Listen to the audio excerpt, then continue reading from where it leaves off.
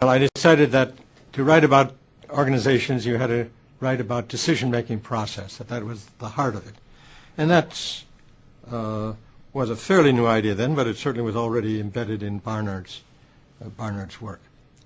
And then I simply sat down and tried to think of how that decision process could be described. And I first gave the economist's account of it as a basis for showing how I proposed to depart from it.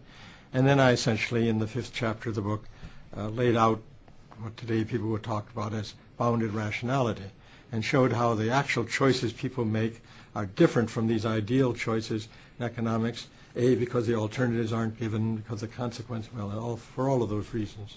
Economics, there was, of course, a highly formalized theory which said that people had preferences that all somehow that came together in a consistent way into something called a utility function.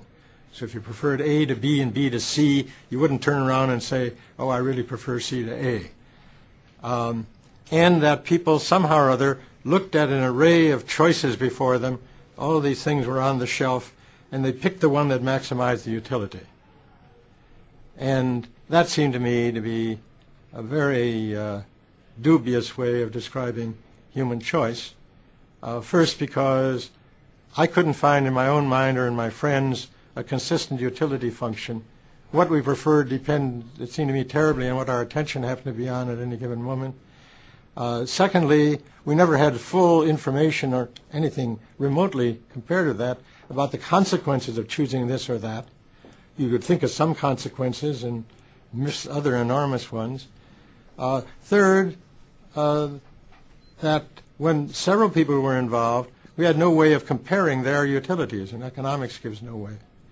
So I found that model very unsatisfactory from the time that I did the Milwaukee study, where I couldn't see that kind of a trade-off going on in those decisions. The term bounded rationality is, in my mind, largely intended as a warning to economists that you cannot predict human behavior by setting up an abstract model of what is rational and inferring the behavior from that, that you have to know a tremendous amount about what is inside that person's head and about the methods that that person uses for calculation.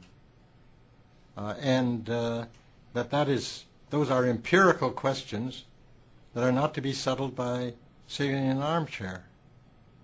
And my complaint about economics, which I sort of sum up with that term bounded rationality, is that modern classical economics, not Adam Smith, but his descendants, modern classical economists, think that they can build theories without ever going out and inquiring what human beings actually do. Now, bounded rationality by itself is not a positive, contentful theory, although I have made suggestions for such a theory in connection with it. It is rather a strong